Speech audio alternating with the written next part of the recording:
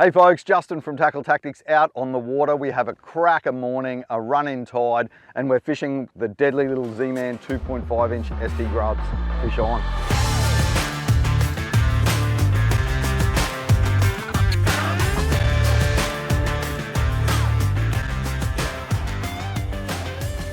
This morning we're fishing the ST GrubZ, which is one of the most versatile plastics you can have in your kit. 2.5 inch profile, so appeals to a lot of species from brim right through to big flatties and snapper and mulloway, and all sorts of species will eat it. It's got a deep ribbed body that holds scent really well and feels realistic when the fish bite it, and that nice long curl tail with that split tail design, those little fingers at the end that provide lots of movement and action. So whether you're fishing this plastic slow or fast, fish love to eat it. And today we're going to be fishing it on 2 different jig heads. We'll talk more about that as we get into some fishing. But those two, if you've got this plastic and those 2 different jig heads in your kit, you're well on the way to catching most species that live in your river and estuary systems. So let's get into it.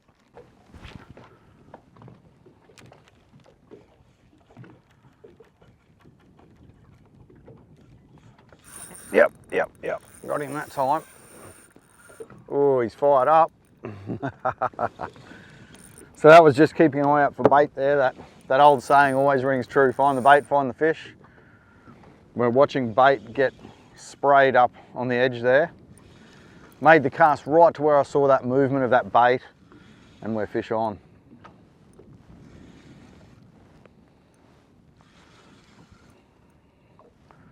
What are you, buddy? Oh, it's a nice brim. That's a good brim. These brim love the ST GrubZ. Oh, come on, mate. Get in the net. There you go. That's a nice brim to start with. On that ST GrubZ in Houdini colour, fishing a 1/4 HeadlockZ Finesse Jighead. These brim get all over that grub, and you can see there, 2.5 inch profile, but it's mainly tail. So when that fish eats it, it just inhales that whole plastic and finds the hook with all of that action concentrated around the tail. They get right in around that hook point where they attack the plastic and fish on. We get our hook up. All right, so we'll get that out. That's on the HeadlockZ Finesse Jighead, so that's a Gamakatsu hook, fine gauge, black nickel, chemically sharpened hook. So I like that HeadlockZ Finesse when I'm chasing fishing edges and stuff like this where brim are a chance, because that fine gauge hook really gets in there and penetrates well for that hook up. If you're fishing where you're mainly getting sort of snapper and flatties and mulloway and larger species, you might want to change that up to the mustard, the HeadlockZ HD, with that chemically sharpened mustard hook. But that thing did the job, pinned this nice brim. We'll send him back. All right, some bait up on the edge there. So we unfortunately didn't get that run out tide this morning. It was too early for us. So we've got a run in tide pushing up over the flats. So not our favourite tide for flathead, but a great tide for fishing for bream and grunter and trevally and those sorts of things. And we might still pick up the odd flatty on the edge. So basically at the moment we're just working in along the edge of the flats, and the fish are pushing up and hunting along the edge. So we'll see sprays of bait and fish harassing bait along this edge. We're just going to work our way along, pick the edge, and then once there's too much water up on the flats, we might move along and find some other edges to fish, and then as the tide gets up towards high, we'll get up on the flats and fish. So it's a big high today. So the advantage that we've got is we've got plenty of water movement. We've got nice eddies and that created by that water movement that the bait holds in, and we can just work our way right up onto the flats as the fish move up onto the flats.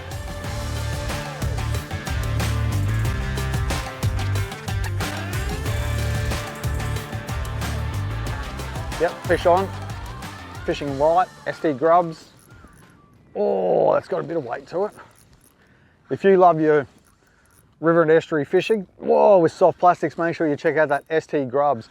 Beautiful curl tail plastic, deeply ribbed body that's perfect for adding a bit of scent, and a split tail design that they can't resist. That tail really gets up, moving in the water, and triggers the strike from guys like this bloke. There you go, check out that. That's a nice grunter on the ZMan ST GrubZ. Ooh, he picked that up while I was on the pause then. So he just picked that GrubZ up off the bottom. Oh, he feels all right too. That's the good thing about that ElaZtech material. That ZMan 10x Tough material is naturally buoyant, so it just sits up and moves in the water, and these fish will just pick it up off the bottom while it's sitting there. Not as good as that last grunter we got, but another grunter chunk of a fish. Good fun, shallow water, light gear, and they love these ST grubs. They can't resist that tail action of that ST grubs. You can hear him grunting away, also called a javelin fish. So javelin fish or grunter, very solid in the head, and just got to watch those gill rakers around their gills. So we'll grab a hold of him and we'll get him back in the water. These are a schooling fish. They move up on the flat together. So once you find one on the flats, you'll often find more of these guys. Righto, buddy. See you later.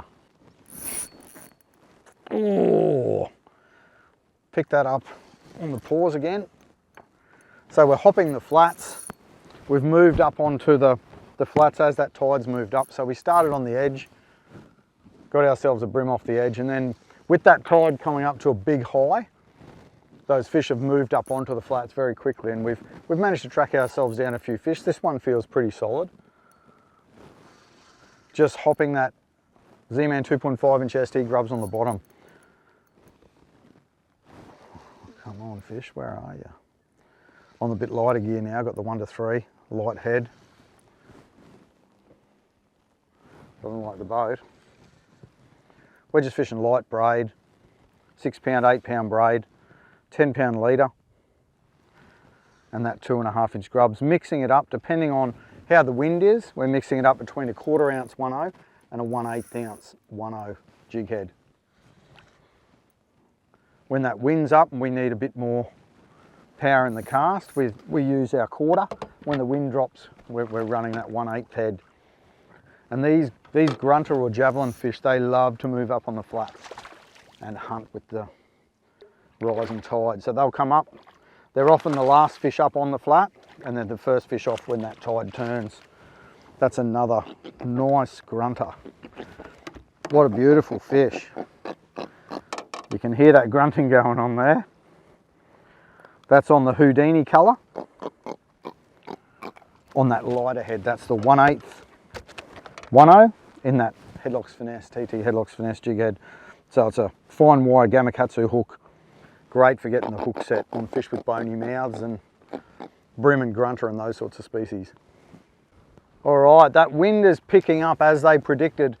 That tide's getting up on the flats, we're up on the flats, and that wind's picked up. They did say it was going to pick up today, and it doesn't mean it's time to go home when the wind blows up. It can actually make the fishing better and work in our favour. You've got to use the wind to your advantage. So just then I've downsized to that 1/8 ounce jig head because it presents that plastic on a really nice slow fall, gets eaten very well, but it's harder to cast. But with the wind behind me, I can use that wind to throw a long cast. So firstly, we can use that wind at our back to get that lure further away from the boat, so we're not spooking the fish.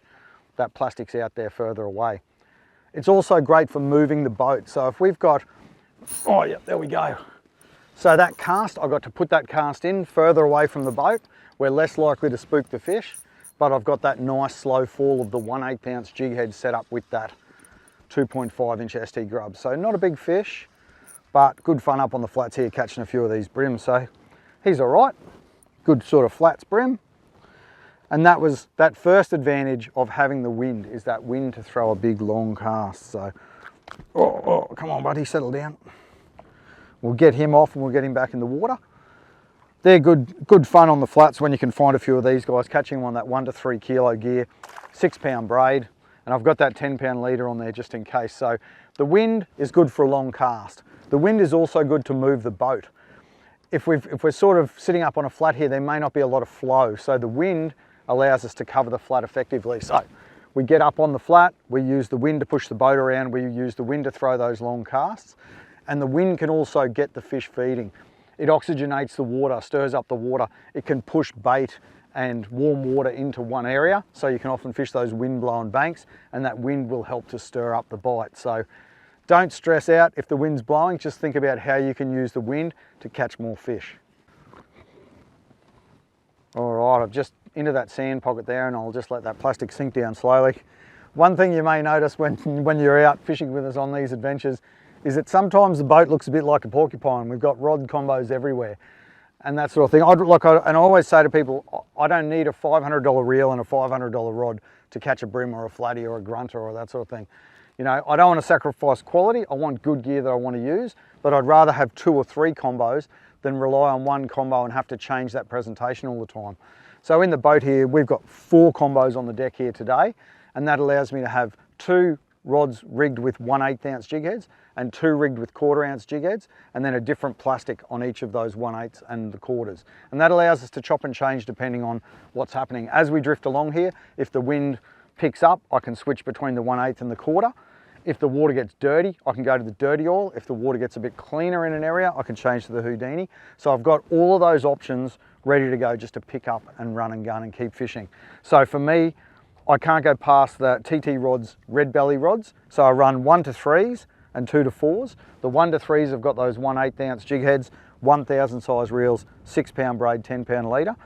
And the 2 to 4 kilo rods have 2500s, 8 pound braid, 10 pound leader. So it's just with that lighter rod, lighter line, real finessey, big long cast with that lighter presentation, and the bit beefier stick for throwing those bit heavier presentations. So when you're looking for combos, suss out, have a look at those TT red belly spin rods and Okuma Ceymar HD reels. They're awesome value for money. We've caught tons of fish on them, and they're good fun to fish with. Let's get back into them. All right, I'm just moving us across the flat a bit. So when we say fishing the flats, it's kind of like just finding a football field sort of size paddock of bottom that's often similar depth. So this is all fairly similar depth right across this whole big area. So we still want to look for the key structures that we want to fish. So we're moving up here a bit more. There's a big patch of sand there, which we'll come back to.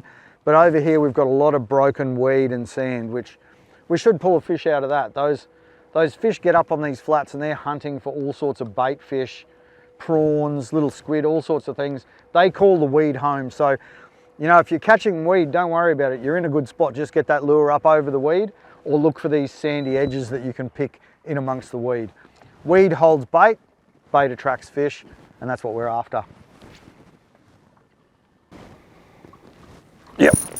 Yep, beautiful. Oh, so cool when you watch them eat it like that. That was brilliant. I was just mixing the retrieves up a bit when I got that guy to bite. So always important, no matter what retrieve you're doing, if the fish aren't eating it, change it up. Oh, another decent brim on the 1 to 3 kilo gear. 1/8 ounce head, keeping it nice and light. But the trick there was changing up the retrieve. So we might have a little bit of a chat about the different retrieves that we're using up here on the flats. Because as they say, if you keep doing the same thing that you're doing, how can you expect a different result? And it's the same with retrieving your lure. If you keep doing the same retrieve and you're not getting any bites, potentially you're not going to get any. So switch it up and see if you can switch them on. Righto. See you later, buddy. Righto, so different retrieves for the flats. So a lot of the time when we're fishing the flats, it's all about getting a big long cast, getting that plastic away from the boat, and you can just fish it with a slow roll. So a slow wind of the plastic. If you're using like a paddle tail or a curl tail, if you're using a plastic that's got action in it, you can slow roll it. You can mix that up by giving it a bit of a burn and a kill, a wind and a pause. And that wind is the burn, we can vary the speed of that. And then the pause is the kill, and we can vary how long we pause it for. So sometimes that works. They just want a slow roll or a burn and kill. Other times they want a more of a hopping retrieve, especially in the sandy patches where there might be a flatty as well, and we'll just give it that few hops and twitches up off the bottom, wind up the slack, watch the line, hopping it up, allowing it to pause, back to the bottom.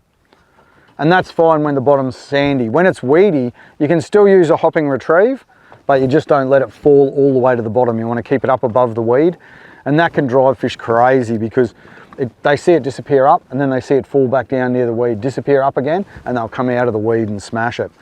What's been working really well for us today is more of a shaking retrieve. The fish are up here on the flat. It's very shallow. They're a bit finicky. We've just had a bunch of rain. So they're taking a little bit of convincing. So we're throwing it out there and we're just giving it a shake and wind, give it a pause, and we'll let it hit the bottom occasionally. Otherwise, we're just fishing it up above the weed. That shaking really gets that ST Grub's tail dancing, where, you know, we're taking advantage of that beautiful split tail design, getting that tail rippling and moving around, and then we're pausing it. And a lot of the time you'll find the bite will come, I'll twitch it, I'll stop, bang, they'll eat it because they've followed it. That twitching has driven them nuts. As soon as you pause it, bang, they'll eat it and scream off across the flats, which is another great thing about flats fishing. When you're fishing these shallow areas with light gear, when those fish hit it, they can't go down, they can only go sideways. So lots of fun screaming runs. So mix up your retrieve until you crack a pattern and find out what's working on the day.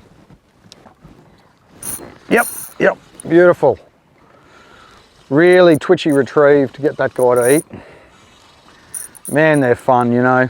They're not big fish, but you know, you could have an absolute, well, he's gone, have an absolute ball on the flats chasing these guys. They just keep you on your toes because they could eat it as soon as that lure hits the water, or they could eat it right at your feet. So they keep you fired up, and we'll just keep our twitching retrieve going and see if we can convince another one to eat. So lots of twitches of the rod tip, that pause to give him a bit of a chance to eat it. Oh, he's on it. Oh, look at him, there's a bunch of them there. Oh, yep. Yeah, that was so cool. Look at his mates with him. Oh man, this guy has got 3 or 4 mates with him. That is so cool. Like, man, if you haven't had a go at flats fishing, you really want to get out there and have a bit of a crack. And these ST grubs are so good just because they love that tail action and they eat them very well. He's a nice brim, that guy. Won't throw him off like the last one. Have a look at that. That is an absolute flats cracker. He had, oh, probably 4 mates with him as well. And he has just nailed that grub. So you can see there the importance of this finesse hook that I'm fishing. So this is a Gamakatsu. That's a 1.0 Gamma, and have a look at where he's hooked. That is just pinned in the lip. So they've been nipping the tail of that, and he is absolutely just pinned in the lip there on that Gamma hook. So there you go. That's probably when I'm throwing ST grubs for brim on the flats, that'd be my go-to. That 1.0 Gamakatsu hook. So that's the HeadlockZ HD from TT, HeadlockZ Finesse from TT, HeadlockZ Finesse fine wire Gamma hook, and that's the 1/8. So we've been throwing the 1/8 and the 1/4. Cracker brim off the flats. Good fun. See you, mate. All right, so that's pretty good. We've nailed a few brim in quick time. This morning we were fishing as that tide started to come up. We had a little bit of a go along an edge for a flatty, got ourselves a brim, little flatty, that sort of thing. But we were fishing an area where the tide was coming up over a flat, and that flat was just a big open flat surrounded by deeper water.